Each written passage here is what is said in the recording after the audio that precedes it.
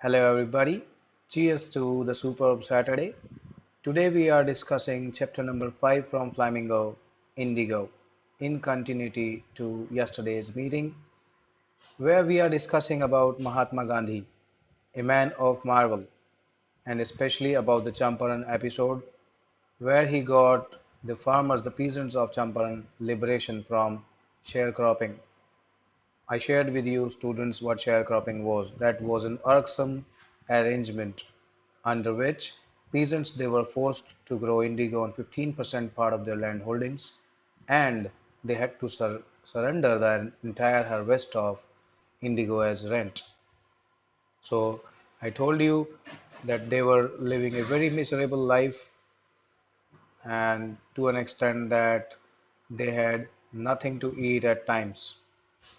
They were crushed under the fear of Britishers, and they were crushed under the compounding interest of the landowners.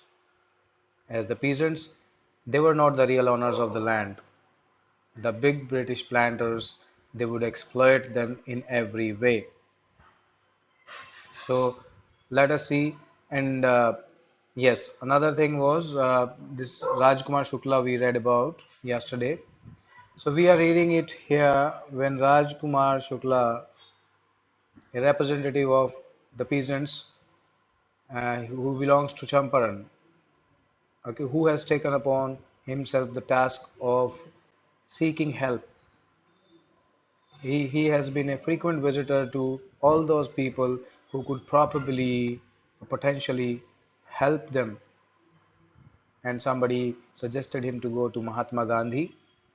As he was unlettered and illiterate, he did not wait for the meeting to stop as Mahatma Gandhi was attending an annual convention of Indian National Congress Party in Lucknow in 1917. So during the proceedings of the meeting, he approached Mahatma Gandhi and requested and announced that my name is Rajkumar Shukla and I want you to accompany me to my district in Champaran. Mahatma Gandhi had no idea about Champaran, so he did not take him very seriously and told him that he had other commitments.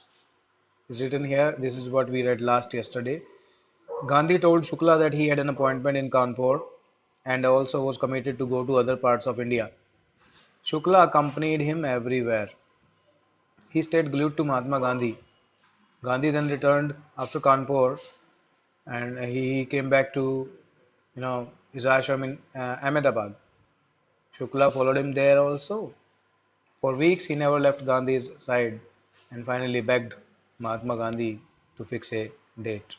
That he could wait, but just give me a date, he said. So this is where we are to read from today. Impressed, yes, so let me flash myself off the screen. There we go. So impressed by sharecropper's tenacity. Now, what is tenacity? Tenacity is strict determination, firm determination. Okay, when persistence and perseverance, you can say here. So impressed by sharecropper's tenacity for the cause and story, Gandhi said finally. He heard him about the sharecropper's situation in Champaran. Finally, Gandhi said, I have to be in Calcutta on such and such a date. You can come and meet me and take me from there. So it was decided. Then months passed, and on the appointed day, Shukla was eagerly waiting for the day to arrive. And on the appointed day, he was sitting on his haunches. Sitting on the haunches means haunches are the upper part of your thigh or leg, but sitting on the haunches means to wait for somebody, eagerly here. So he was sitting on his haunches at the appointed place in Calcutta when Gandhi arrived.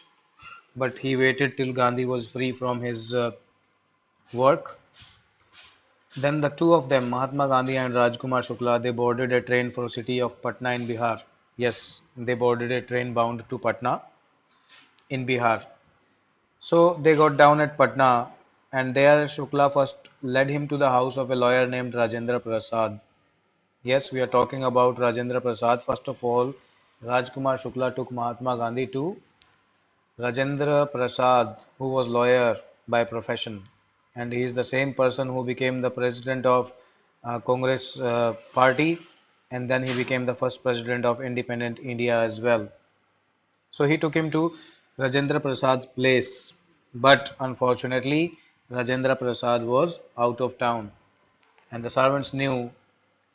See, he's a familiar figure. Rajkumar Shukla, this is not his first visit to Rajendra Prasad's house because he is a persistent and a frequent visitor to Rajendra Prasad. He is lawyer because and he would come frequently to Rajendra Prasad with same appeal and request to file a petition to represent peasants in the court of law and to demand justice for them. So he had been a frequent visitor. So servants they knew Rajkumar Shukla. He was a familiar figure there. But today servants could see that Rajkumar Shukla was accompanied by another person, and that person also was ill-clad. Mahatma Gandhi would wear only dhoti, khadi dhoti, you understand. So he was ill-clad and he was emaciated also, not well built in size. So therefore, the servants at Rajendra Prasad's place, they took Mahatma Gandhi to be another peasant. Now here you see a word poor yeoman. Yeoman is used for an ordinary farmer who pastured means insists to badger again and again repeatedly for the same thing is to pester who pestered their master to help the indigo sharecroppers as I told you. So they let him stay on the grounds with his companion Mahatma Gandhi. They had Rajkumar Shukla along with Mahatma Gandhi sit on the ground, whom they took to be another peasant. As I told you why, because Gandhi was first of all ill-clad and he looked like any other peasant. But Gandhi, yesterday we discussed that there are some features common in all the peasants there were, like all were poor and all were emaciated and all were undernourished. But Gandhi did not mind such a treatment from the servants. It was not the fault of the poor servants. And Gandhi was not permitted to draw water from well lest some drops from his bucket pollute the entire source. Yes, he could never forget such a discriminatory treatment given to him in South Africa. He had to face such extreme levels of exploitation and humiliations, abasement, and discrimination. When he recalls when he was thrown out of uh, the compartment of a train, as Indians were not allowed to travel first class. And then he also remembers, he recalls that he was not allowed to draw water from well because he was considered untouchable. So how did they know that he was not an untouchable? When nobody else in the world or in Africa or elsewhere, when they could not know or understand that no one is untouchable and Gandhi was not an untouchable, how could the poor servants at Rajendra Prasad's place understand this difficult concept? So he did not mind the treatment that they made them sit on the ground because compared to the humiliations Gandhi had faced in South Africa and elsewhere, this was nothing. And most importantly, he was attached to the roots, so he did not mind sitting on the ground at all. Just a minute, dear students. Now Gandhi decided to go first to Muzaffarpur. He wanted the destination was Champaran, but Gandhi decided to go to Muzaffarpur first. Now you may be questioned here why he wanted to go to Muzaffarpur before heading off to Champaran finally. So the reason is given here. Muzaffarpur was first of all en route to Champaran. That fell somewhere on the way to Champaran. So to obtain, why did he go there at all? Gandhi decided to go to Muzaffarpur to obtain more complete information about conditions than Shukla was capable of imparting. Now, this was Gandhi's pattern of working. Because he doubted the veracity or credibility, he found himself as little incredulous about what Rajkumar Shukla told him about the peasants or their conditions in Champaran. So Gandhi wanted to collect information from some more authentic sources. So he accordingly sent a telegram to Professor J.B. Kriplani. Now Gandhi had his knowns and acquaintances in almost every part of the country, and you may say world also later on. So he sent a telegram beforehand to Professor J.B. Kriplani. Now, who is this Professor J.B. Kriplani? He was a professor in Arts College in Muzaffarpur. And where had he met Gandhi? He had seen Professor J.B. Kriplani. Gandhi had seen him at Tagore's Shantiniketan school. So the train arrived at midnight at 12:15 of April 1917. Train arrived at Muzaffarpur, and J.B. Kriplani was there waiting for Mahatma Gandhi with a large body of students, with a large retinue of students to give Gandhi a warm welcome. Yes, he was given a warm welcome. Gandhi stayed there for 2 days in the home of Professor Malkani. Now, Professor Malkani and Professor J.B. Kriplani, you must not confuse them both. So, they are different people. Who is Professor J.B. Malkani? Who is Professor Malkani? Professor Malkani is a teacher in government school, right? So where did Gandhi stay at? Stay in Muzaffarpur. He stayed in for 2 days in the home of Professor Malkani, who was a government teacher. Government was Britisher. Government means British. They were all under the rule of Britishers. So it was an extraordinary thing in those days, Gandhi commented, for a government professor to harbor a man like me. To harbor means to shelter, which is deemed illegal, okay? Or to shelter a man with a tainted image is to harbor. But Gandhi was no man with a tainted image, but he was so in the eyes of Britishers. And you know, it is frequently asked a question, why was it an extraordinary thing in those days for Mahatma Gandhi or to stay at a government school teacher's home? So the answer is here, because in smaller localities the Indians were afraid to show sympathy or to help advocates of home rule. Yes, Gandhi was an advocate of home rule. Now, home rule was they were demanding self governing states so that the power was decentralized, the authority was decentralized.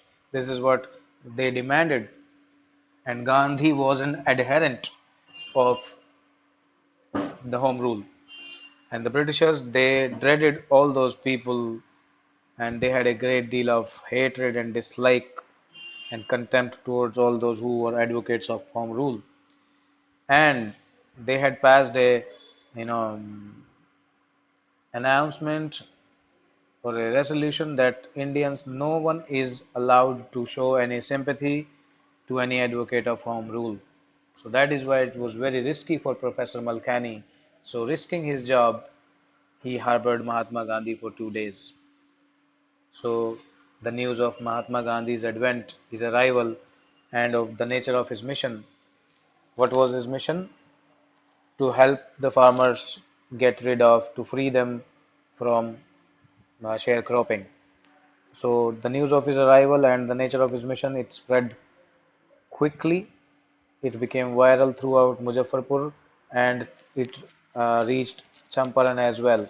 So sharecroppers from Champaran, they began arriving on foot and by conveyance, by some mode of transport or on foot, they started coming to see their champion. Now Muzaffarpur lawyers also called on Gandhi. Called on means to pay a short visit. They also came to Mahatma Gandhi to brief him about everything, about the situation of peasants, about the cases that had been filed already, and the verdict of the court on all those cases. And they also reported to Mahatma Gandhi the size of their fee. Yes, so they told everything. When they reported to Mahatma Gandhi the fee that they had collected for lawyers, collected for representing the cases of peasants in the court of law, the fee they had collected from these poor peasants, Gandhi was really disappointed at this and he grew angry and grew infuriated. He chided the lawyers. Chided means to scold, but mildly. He chided the lawyers for having collected big fee from the sharecroppers. Gandhi said, I have come to conclusion that we should stop going to law courts. Now this is something very important. This is what Gandhi thought, and he suggested them all that going to law court is useless because taking such cases to the courts does a little good. Where the peasants are so crushed and fear stricken, law courts are useless. So the first thing to be done is to get these peasants out of the fear of Britishers. Then law courts can do anything. Because the real relief, Gandhi pointed out, for them is to be free from fear. So this is what Gandhi opined. He suggested them to stop going to law courts first and first help the peasants liberate from the fear of the Britishers. This fear from their minds should be wiped out first. Then we'll move towards the second thing. Most of the arable land in Champaran district, let me check the time, dear students. Okay, we can discuss it. Now, most of the arable land, most of the fertile land in Champaran district, though I've told you already, this is about sharecropping, but still this is probably the most important part of it. So most of the arable land, fertile land in Champaran district was divided into large segments, large estates, and all those estates were owned by Englishmen. And they were worked by Indian tenants. Indian peasants would work on those lands as tenants. The chief commercial crop is a crop that is grown to sell it further to earn a profit, is called commercial. So the commercial crop was indigo that was exported to a great extent. So the landlords compelled all the tenants, as I told you, to plant 3/20 or 15% part of their land holdings with indigo and surrender the entire indigo harvest as rent. This was done by the long-term contract. It was a long-term contract and there was no respite for these peasants in the near future, and this was such a hellish arrangement for them. So this was like more horrible than a nightmare for these peasants, and at any cost they wanted to come out of this. They wanted to get rid of it at any cost. So dear students, we'll discuss it till here only. I'll cover the remaining part in the next video. Let me flash on the screen. So I hope now you are developing interest in knowing more and more about Mahatma Gandhi. And yes, he deserves your respect, he deserves your affection. There are all reasons we should follow his suit. We should follow his footsteps. So to learn more about Champaran episode, stay connected to me. I'll come tomorrow with another video covering the remaining part of the chapter. Till then, have a sound stay. Thank you and have a nice day.